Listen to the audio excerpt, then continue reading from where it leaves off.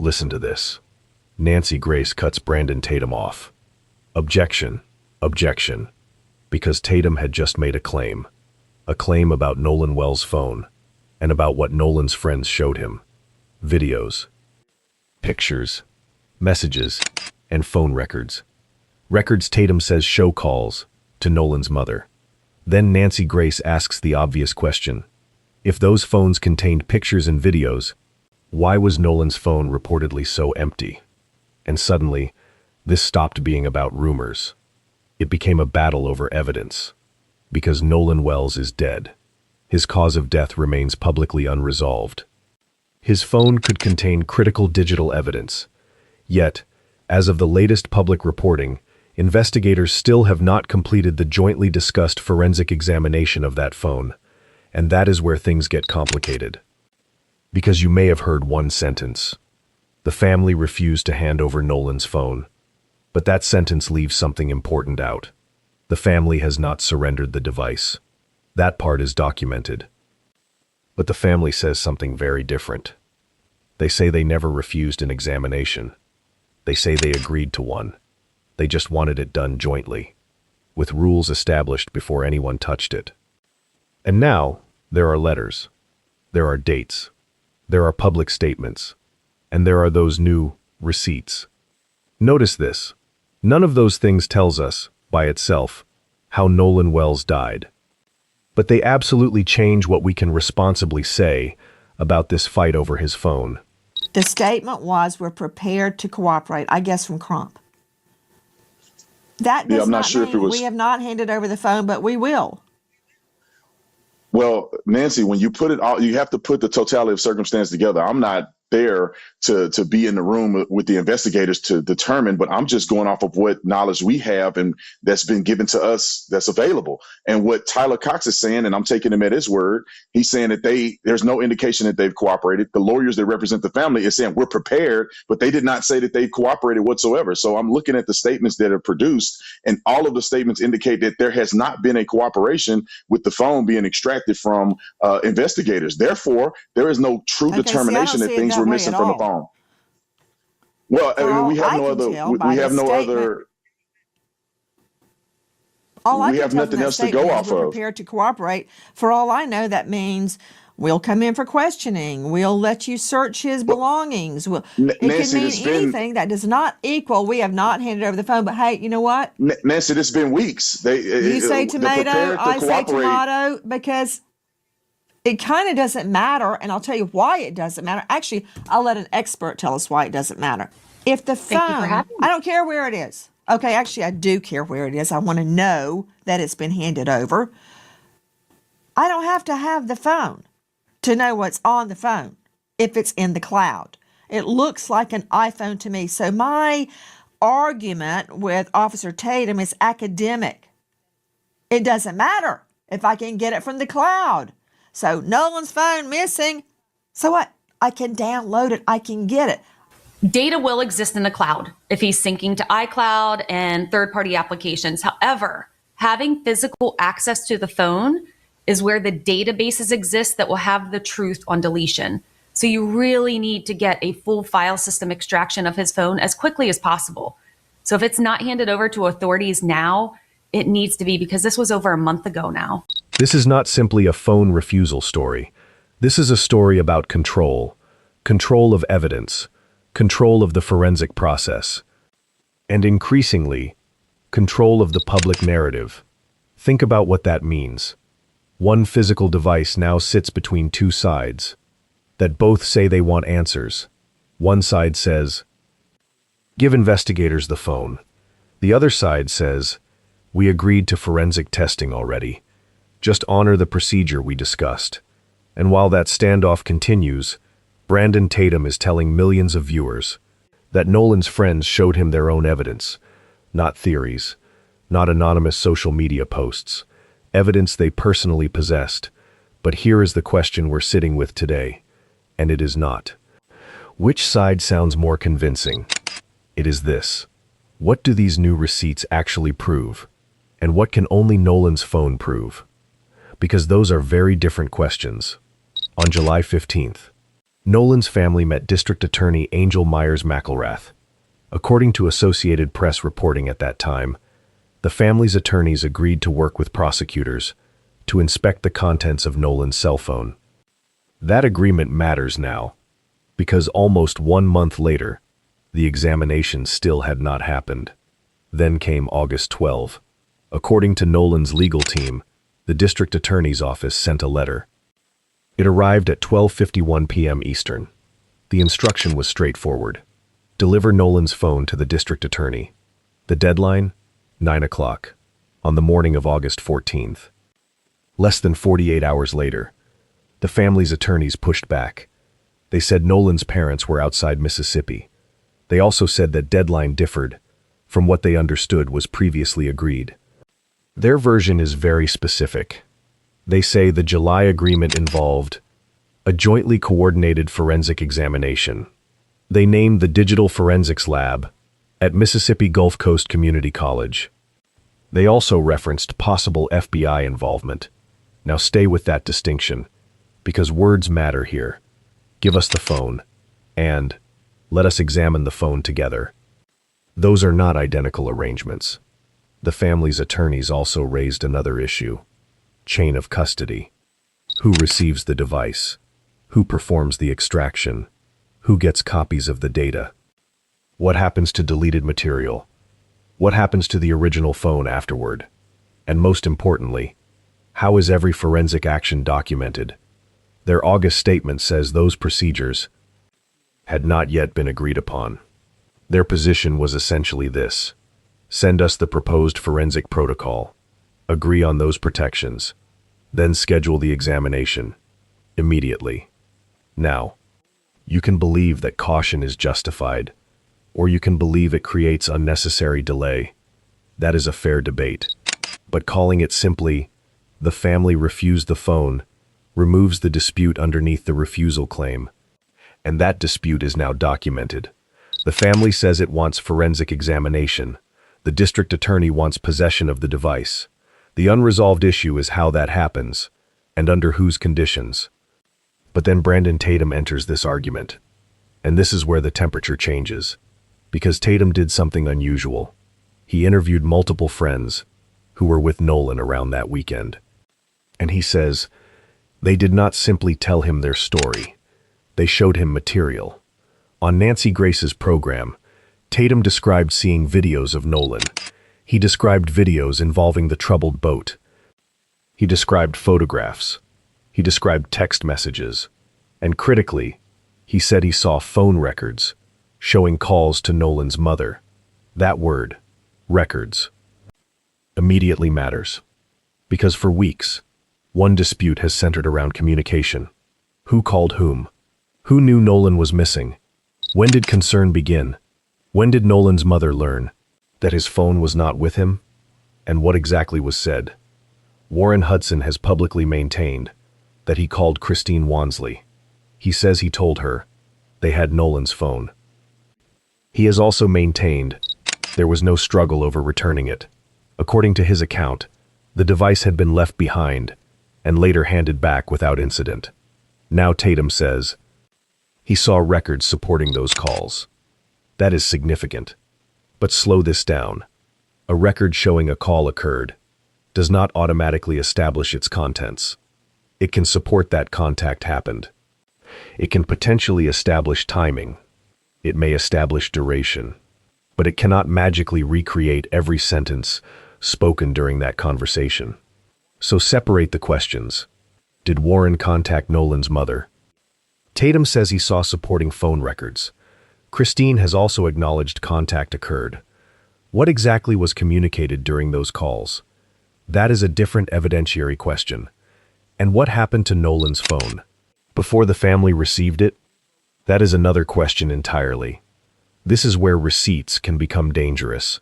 Not because receipts are meaningless, because they can be overused. A photograph can prove a moment existed. It cannot automatically prove what happened afterward. A call log can show contact. It cannot automatically prove everything said. A video can show who appears on screen.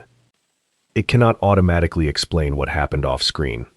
Evidence is strongest when you make it answer only the question it can actually answer. And Tatum says he saw more than calls during that Nancy Grace exchange. He said friends showed him videos taken during the July 4th outing. He said he saw material involving Nolan. He said he saw video from the boat after leaving the island. And he said he saw messages from a young woman connected to Nolan that supported parts of the friend's account. Those materials have become central to Tatum's argument that the friend's public statements are consistent. But here is the limitation. Tatum seeing something is not the same thing as investigators independently authenticating it. It is not the same as a forensic examiner extracting metadata. It is not the same as a carrier certifying records. And it is not the same as evidence being tested in court. That does not mean Tatum is wrong. It means the evidentiary status matters. He is describing what he personally reviewed. Investigators must still determine what can be independently verified. And Nancy Grace kept pushing exactly there, because she noticed something. Tatum said the friends had photographs. He said they had videos. He said those files existed locally, even when they were not posted. So Nancy brought him back to Nolan's mother's concern. If other people were taking pictures, why did Christine describe Nolan's accounts as having nothing from that day? And this is where Nolan's mother becomes central to the phone question. Not because she knows what happened. She has never claimed that. Her concern is simpler. She says Nolan's digital behavior did not look normal to her. Christine has publicly said that when they opened the phone, they found no saved pictures and no Snapchat material from that day. She said they checked before the normal 24-hour expiration window, and because she knew Nolan, as someone who frequently documented social gatherings, she found that absence concerning. Her conclusion was cautious. She said they felt something may have been deleted. May have been. That phrase matters. Not was deleted. Not these people deleted it. May have been deleted. And right now, the public record has not established that Nolan's friends deleted material. They deny accessing his phone. Warren has said he did not know Nolan's password. He says nobody had reason to search through the device, and law enforcement has not publicly charged any of those friends with tampering with Nolan's phone or involvement in Nolan's death. That is where restraint matters. You do not fill missing evidence with a suspect. You examine the missing evidence. And that is exactly what a forensic extraction could do. Nancy Grace brought in Dr. Jim Jones. He directs a digital forensics program at George Mason University. His explanation cuts through almost every argument happening online. Deleting something from a phone does not necessarily erase every trace. Modern phones create records. Apps create artifacts. Operating systems create logs, and deleted material can sometimes leave fragments, depending on the device, the encryption, and what happened afterward. Dr. Jones put the key point simply. We need a forensic acquisition to do that. That is the center of this entire story. Not screenshots, not television interviews, not social media theories. A forensic acquisition. A structured copy of the underlying digital evidence. Because when you casually open a phone, you see the user interface. You see photos still visible, messages still visible, apps, folders, recent calls. But forensic software can potentially examine information below that surface. Deleted file remnants, system logs, application databases, metadata, activity timestamps, records showing interaction with the device. Dr. Jones explained that investigators could compare what service providers retain against what remains on Nolan's physical phone. And if the server shows activity that no longer appears on the device, that discrepancy matters. It does not automatically identify who deleted anything. It does not automatically prove criminal conduct. But it gives investigators a real question to investigate. Notice this. Nolan's family has also pursued records directly from social media platforms. The effort reportedly includes account information from services such as Snapchat, WhatsApp, Meta platforms, TikTok, and Life 360. That is important, but it does not replace the phone extraction. Those are separate evidence streams. Provider records tell investigators what reached a company's systems. The physical phone can contain data never uploaded anywhere, and according to Dr. Jones, a forensic acquisition can reveal traces that ordinary browsing cannot. Think about the mechanics for a second. Suppose Nolan took a photograph. Suppose it never uploaded. A subpoena to Snapchat may tell you nothing about that picture, but the phone itself might still contain fragments. Now reverse it. Suppose an app communicated with a server, but something disappeared from Nolan's phone. Provider records might preserve that activity, even when the device no longer displays it. That is why both sides of this evidence equation matter: the phone and the cloud. And suddenly, the current standoff looks different. Because every day this device remains unexamined, the public gets more opinions, more interviews, more screenshots, more receipts. But the one examination, capable of testing the central deletion question, still has not publicly been completed, and that creates an uncomfortable reality for everybody involved. Tatum may have receipts supporting parts of the friends' accounts. That matters. Christine may be absolutely correct that Nolan's digital activity looks abnormal. That matters too. The family may also have legitimate reasons for insisting on documented forensic safeguards, and investigators may have legitimate reasons for wanting custody of the original device. Those positions can all exist. At the same time, you do not have to pick a team. You have to identify which question each piece of evidence answers. Because right now, people are blending separate questions together. Whether Warren called Christine is one question. Whether Nolan's phone contained missing material is another. Whether someone deleted anything is another.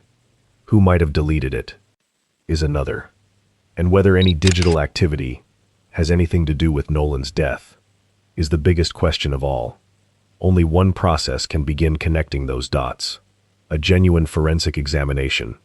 And here is where this gets even harder. Because Brandon Tatum did not only claim the friends showed him call records. He said he saw messages from parents trying to contact Nolan's mother. He described outreach attempts. He argued those messages undermined claims that the families avoided communication. Again, if authentic, those messages matter. But they answer a narrow question. Was outreach attempted? They do not establish that every concern was answered. They do not establish that every account is accurate. And they certainly do not establish how Nolan Wells died. The same discipline applies to Christine's suspicion about deletion. The absence of expected photographs can raise a legitimate forensic question. It does not prove deletion. Deletion does not prove wrongdoing. And wrongdoing on a phone would not automatically prove involvement in Nolan's death. Each conclusion requires another evidentiary step. That is what makes this phone so important. It can collapse some possibilities, it can strengthen others, and it can expose claims that simply cannot survive the data. Right now, the official autopsy is complete. The findings remain withheld publicly, pending presentation with investigative evidence to a Jackson County grand jury. The family's independent examination listed cause and manner as undetermined, pending further investigation. Authorities have not publicly named a suspect in Nolan Wells' death. So when someone says these new receipts solve the case, they do not. When someone says the family's handling of the phone proves they are hiding something, the public evidence does not establish that either. And when someone says missing Snapchat content proves tampering, that has not been established.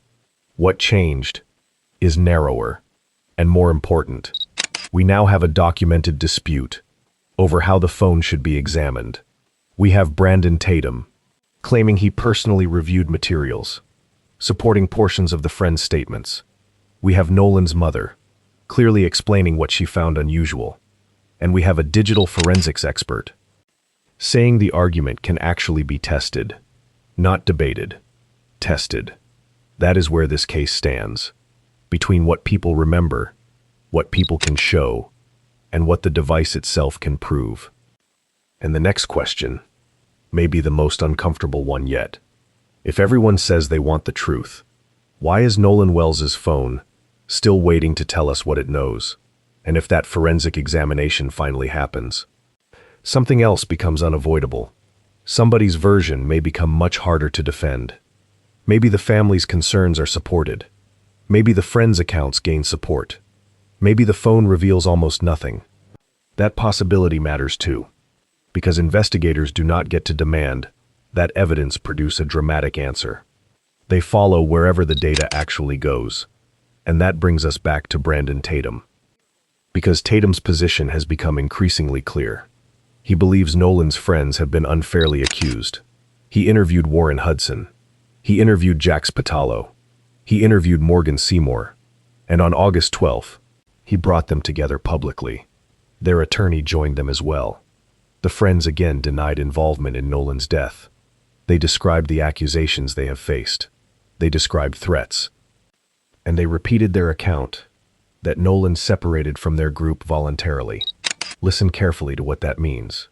They are no longer anonymous figures inside somebody else's version of this story. They are speaking for themselves. That gives investigators more statements to compare, more details to test, more opportunities to find consistency, and more opportunities to find contradiction. But public confidence is something different, because Tatum has repeatedly argued that materials he personally reviewed support what those friends told him. Videos, pictures, messages, phone records. Those are the receipts. But a receipt has two separate components: what the material appears to show and whether its origin can be authenticated. Those are not the same thing. Think about a simple video. You see Nolan standing somewhere. You recognize his clothing.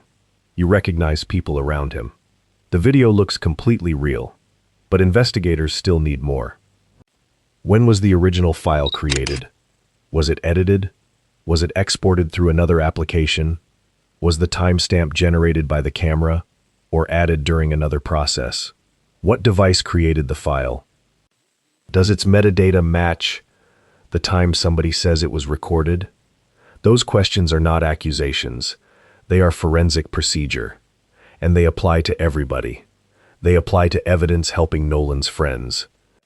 They apply to evidence helping Nolan's family. They apply to screenshots posted by people supporting either side. That is the standard. Not, do I believe this person? But, can this evidence independently be verified? There is another reason this matters. Tatum has become part of the evidence conversation without becoming part of the official investigation. That distinction needs to stay clear. He can interview people.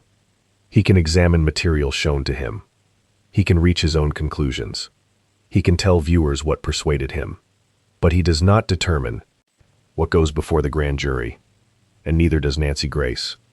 Neither does Ben Crump. Neither do social media creators. Neither do you. Neither do I. The investigators collect the evidence. The medical examiner provides forensic findings. The prosecutor determines what gets presented. And eventually, the grand jury considers what is placed before it. That is where the legal process currently stands. Mississippi's official autopsy is complete. Its findings remain publicly unreleased. District Attorney Angel Myers McIlrath has said, the case will go before a grand jury. No public date has been announced. And no person has publicly been charged with causing Nolan Well's death. That last sentence matters, because listen to how people discuss this case. People use words like murderer, cover-up, accomplice, killer. Those are conclusions. The public evidence has not established them. Not against Warren, not against Jax, not against Morgan, not against somebody else. That does not mean questions should stop. It means questions must remain questions. And Nolan's mother has kept asking one that the receipts cannot completely answer. Why was Nolan separated from his phone? The friends have offered an explanation. They say Nolan left it behind because of conditions involving the boat and water. They maintain he eventually chose to stay and believed he could get another ride. Nolan's parents simply do not accept that this sounds like their son. That disagreement remains unresolved. And notice this, both things can be true without anybody lying. A friend can remember Nolan saying something. A parent can sincerely believe that behavior makes no sense for Nolan. Human beings are not always predictable, especially young adults. That is why behavior alone cannot settle this case. The phone might help. Witnesses might help. Location information might help. Medical evidence might help. But none should be forced to say more than it actually says. Now consider Christine's position. Her concern about the phone did not suddenly appear this week. Her legal team has been discussing independent digital examination for weeks. On July 15th, after meeting with the district attorney, Ben Crump publicly said there would be a mutual phone inspection. At the time, local reporting described an agreement involving the family's experts and authorities. Then August arrived, and the examination still had not happened. That gap became the story. Then the district attorney's office requested delivery of the physical phone. According to the family's legal team, that request came August 12. They say the deadline was 9 o'clock Friday morning. They say Nolan's parents were out of state. And they say something else. They say the parties had not finalized a written forensic protocol. That protocol would address the scope of the examination, chain of custody, preservation of the extracted data, who receives that data, and return of the physical device. The family's lawyers say they requested the district attorney's proposed protocol. They say once those procedures are agreed, the examination can be scheduled immediately. So now ask yourself something. Does that sound like refusing examination or disputing the conditions of examination? Those are different accusations. And if we are being evidence-driven, we cannot collapse them together. The family still possesses the phone. That is factual. Authorities want the device. That is factual. The forensic examination remains incomplete. That is factual. But the family's public position is that they are willing to participate. Their dispute is about procedure. That position could change. Authorities could challenge that characterization. New correspondence could emerge. But based on what is public now, they refuse to let anyone examine it. Goes further than the evidence supports. And here comes the harder question. Why not just surrender the phone anyway? Some viewers will ask that. It is a reasonable question. If your son died, and investigators want his device, why put any conditions around it? From law enforcement's perspective, physical custody can simplify preservation. Investigators can document receipt. Secure the original device. Perform a forensic extraction. Then preserve that extraction for later review. But look from the family's perspective. They entered this investigation, already questioning early conclusions. They commissioned an independent autopsy. They retained their own attorneys. They subpoenaed technology companies. They have repeatedly asked for independent or federal involvement. So their lawyers are saying they want shared oversight, not simply a promise that information will be provided later. Whether that insistence is wise is something people can debate. Whether it proves obstruction is something evidence must establish. And right now, there is no public finding that Nolan's family obstructed this investigation. Their attorneys explicitly deny being uncooperative. Now flip the question. Why would authorities agree to outside experts participating? Because this investigation now has a serious trust problem. Not necessarily an evidence problem, a trust problem. And those are different. The family believes early statements move too quickly toward accidental drowning. Authorities have defended their investigation. The district attorney has publicly promised a thorough and uncompromised process. Those positions now exist together, so a jointly observed forensic examination could accomplish something important. It could protect the evidence and protect confidence in the evidence. Because imagine what happens otherwise. Suppose law enforcement examines the phone alone. Suppose investigators report nothing relevant was deleted. People already distrustful may simply reject that finding.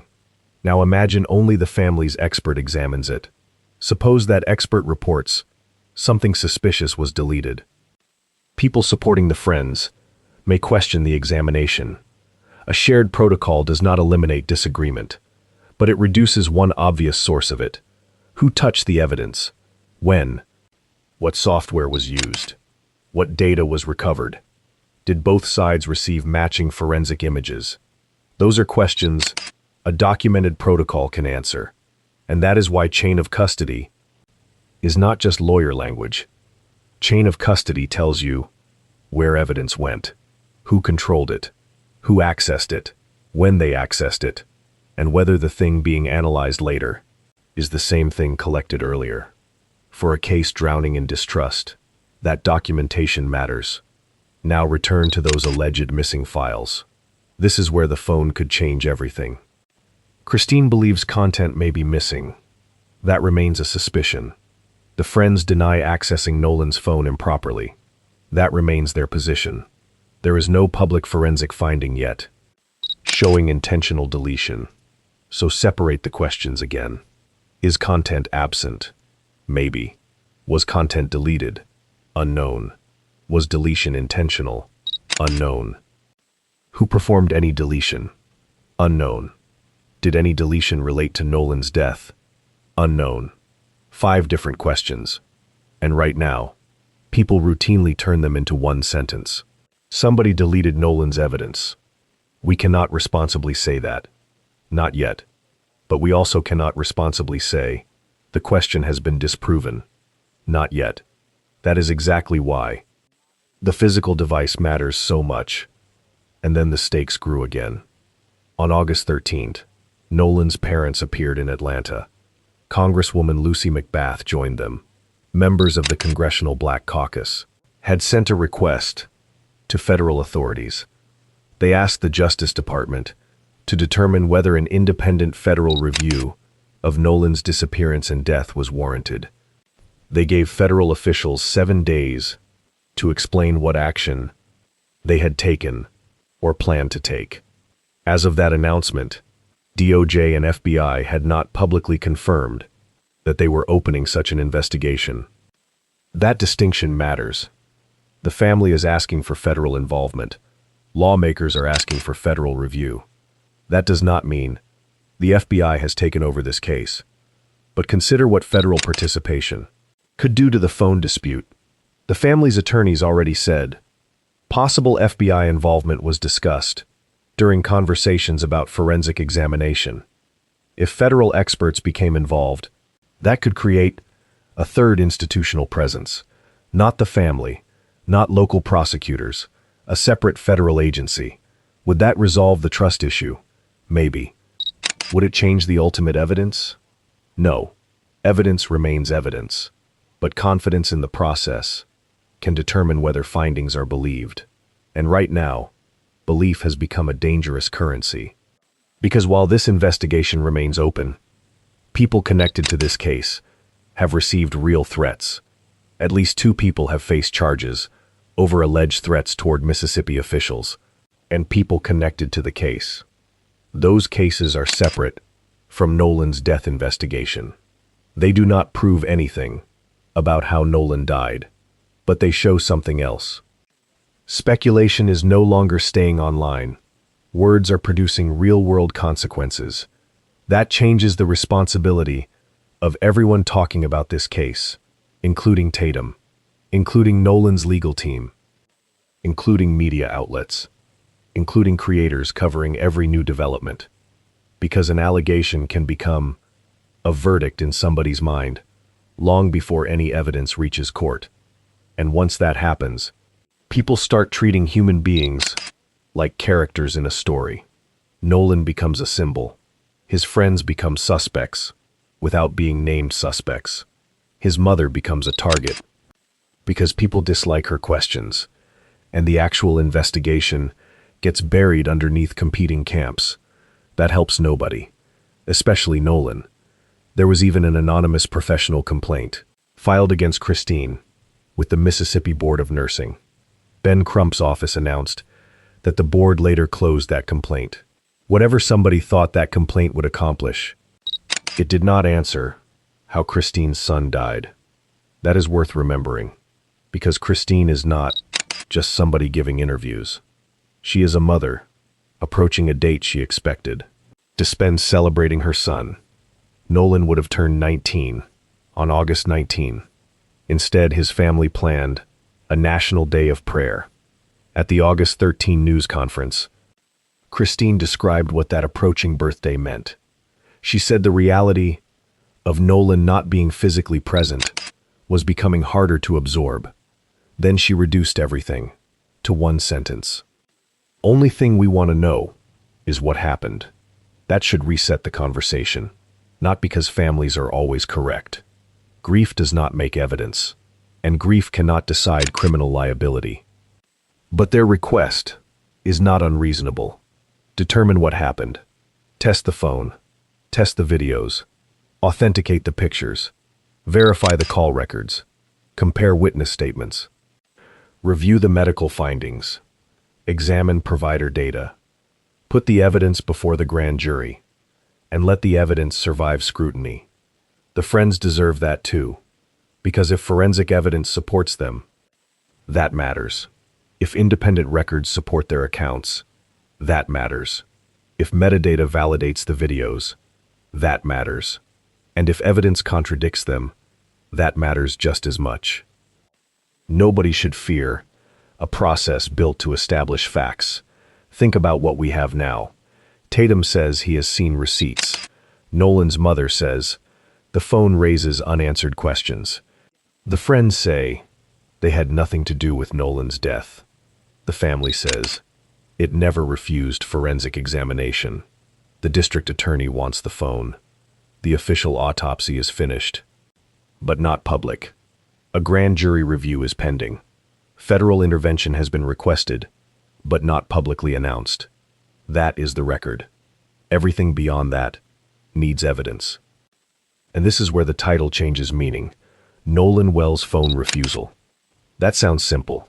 Somebody asks for a phone. Somebody says no. End of story. Except that is not what the documented dispute actually shows.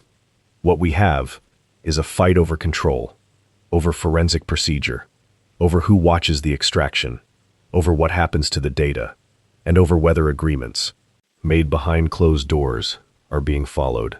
Then add Officer Tatum. He introduces materials he believes support Nolan's friends. That raises an entirely new question. If those receipts are strong, why not authenticate every original file, preserve every metadata field, provide them through proper investigative channels, let forensic examiners compare them against Nolan's device, not because Tatum must prove the friends are innocent. They are not charged. They do not carry the burden of proving innocence, but because authentic evidence should become stronger under examination, not weaker. Then add Nolan's mother. She does not have to prove somebody deleted files before asking whether files were deleted. That is what an investigation is for. Her suspicion deserves testing, not automatic acceptance, not automatic ridicule. Testing. And that word may be the only way through this. Test everything. The phone, the receipts, the timestamps, the calls, the videos, the autopsy evidence, the witness accounts, not against internet theories, against each other. Because somewhere inside all those records, there may be a point where separate stories finally converge, or a point where they cannot. And if they cannot, that is where investigators dig. We do know one thing tonight. Nolan Wells cannot explain why he was separated from his phone. He cannot tell investigators what he expected to happen next. He cannot explain whether anything disappeared from his device. Everybody else is speaking around that silence.